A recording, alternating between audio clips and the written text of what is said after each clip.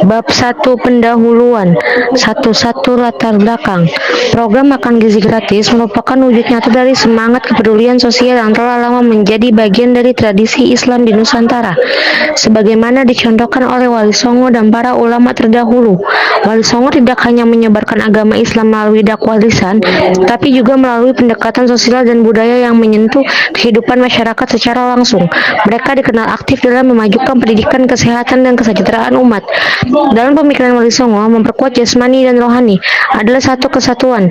Mereka mendorong masyarakat untuk hidup sehat dan saling tolong-menolong, termasuk dalam hal mencakupi kebutuhan pangan. Tradisi gotong royong dan sedekah makanan telah lama menjadi bagian dari warisan luhur Islam yang mereka ajarkan.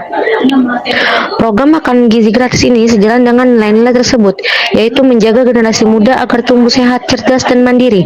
Melalui program ini, siswa tidak hanya mendapatkan asupan makan sehat, tetapi juga pengetahuan tentang pentingnya gizi, kebersihan, dan pola makan yang islami dan seimbang.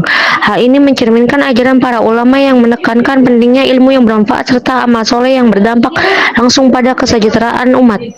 Dengan demikian, program ini tidak hanya berorientasi pada kebutuhan jasmani, tetapi juga menjadi bagian dari dakwah kultural yang menghidupkan kembali semangat kepedulian sosial ala Wali Songo di tengah masyarakat modern.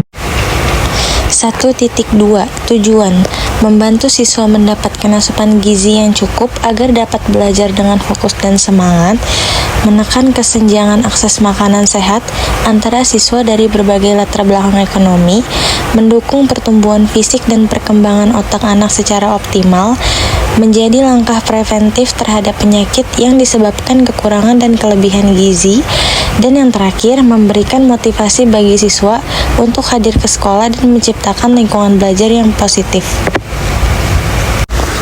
Visi dan misi. Visi yaitu mewujudkan generasi muda Indonesia yang sehat, cerdas, dan aktif melalui pemenuhan gizi seimbang sejak dini di lingkungan sekolah.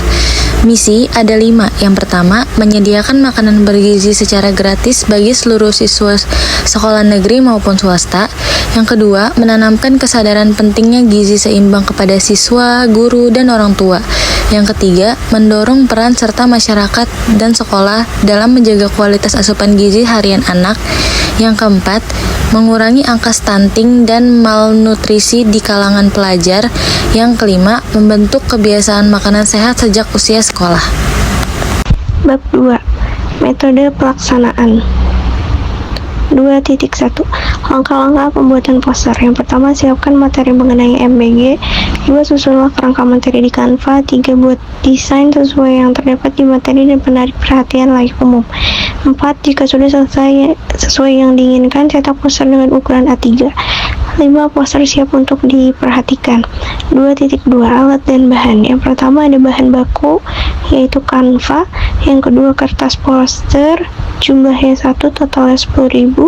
Yang ketiga print berwarna, jumlah 1, totalnya 3.000, jadi totalnya 13.000. 2.3 Analisis SWOT.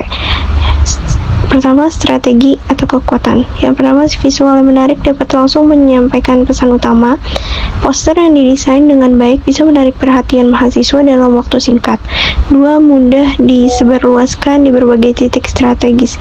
Bisa ditempel di fakultas, mading, dan dibagikan versi digital di media sosial atau grup kampus.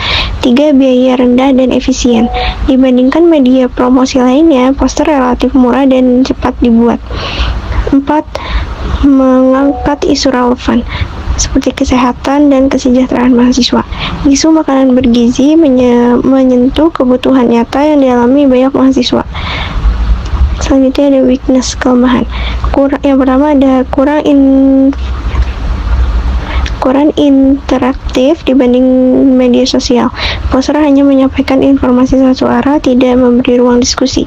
2. Rentan diabaikan di tempat ramai. Jika ditempel di area penuh poster lain, bisa tidak terlihat atau dilupakan. 3. Bergantung pada lokasi dan waktu penempatan. Efisiensinya kurang jika ditempel dan di tempat sepi atau mahasiswa libur. Yang ketiga ada opportunities atau peluang. Yang pertama ada meningkatkan kesadaran pentingnya gizi dari kalangan mahasiswa. bisa jadi pintu masuk untuk edukasi kesehatan lebih lanjut. 2. Dapat dikembangkan jadi kampanye digital dengan desain serupa. Poster bisa jadi bagian dari konten Instagram, story, atau website kampus. Yang keempat ada tiers atau ancaman.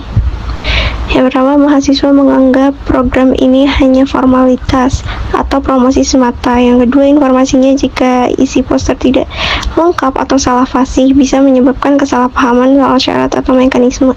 3. Jika tidak konsisten antara isi poster dan pelaksanaan program bisa timbul ketidakpercayaan. 2.4 Strategi pemaparan.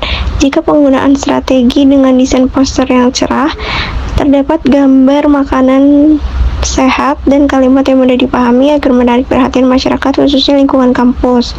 Dan kami melakukan sosialisasi pada mahasiswa secara langsung di kampus dan menjelaskan isi poster dan pentingnya program MBG. 2.5 Produk.